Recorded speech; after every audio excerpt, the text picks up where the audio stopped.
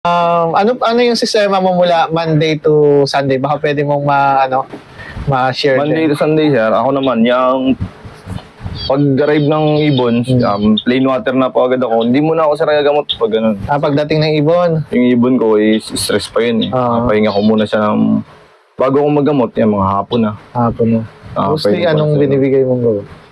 Mostly napainom ko lang sir, napatak lang ako ng reload lang sa tubig. Sa tubig.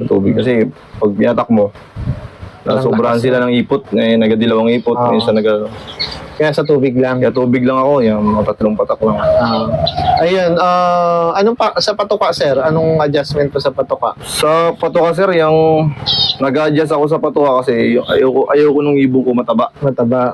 Kasi may ibon na mataba, sa taba lang, hindi yung dikdik sa laman, hindi mo yung muscle. May ibon talaga na taba